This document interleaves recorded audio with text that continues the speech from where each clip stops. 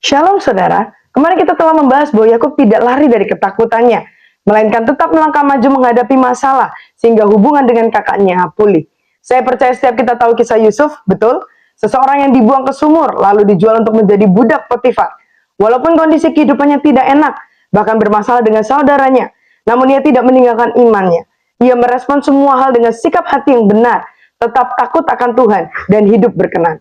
Yang terlihat pada Kejadian 39 ayat 2, bahwa Tuhan menyertai Yusuf dan membuat apapun berhasil. Bahkan efek penyertaan Tuhan kepada Yusuf sampai diketahui dan dipahami oleh tuannya pada ayat yang ketiga. Lalu pada ayat keempat tertulis, maka Yusuf mendapat kasih tuannya dan ia boleh melayani dia. Kepada Yusuf diberikannya kuasa atas rumahnya dan segala miliknya diserahkannya pada kekuasaan Yusuf. Dari kisah Yusuf ini, kita bisa melihat ternyata sikap hati yang benar, memilih untuk merespon dengan benar, hidup dalam takut akan Tuhan, dan berkenan kepada Tuhan, akan membuat penyertaan Tuhan terjadi atas hidup kita. Penyertaan ini akan membuat apapun yang kita lakukan berhasil. Amin.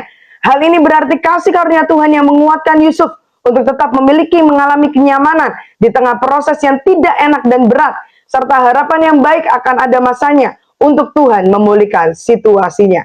Hal itulah yang juga membuat ia berjalan dalam perbedaan, yang akhirnya ketika waktu itu tiba, kita bisa melihat pemulihan. Sama seperti Yusuf yang mendapat kasih dan kepercayaan dari tuannya, dengan diberikan kuasa atas rumah dan segala milik tuannya. Mari kita belajar untuk memiliki mentalitas dan hati seperti Yusuf, yang mau memiliki hati yang benar, meresponi dengan benar, terus hidup dalam takut akan Tuhan dan berkenan, sampai waktu pemulihan atas hidup kita tiba.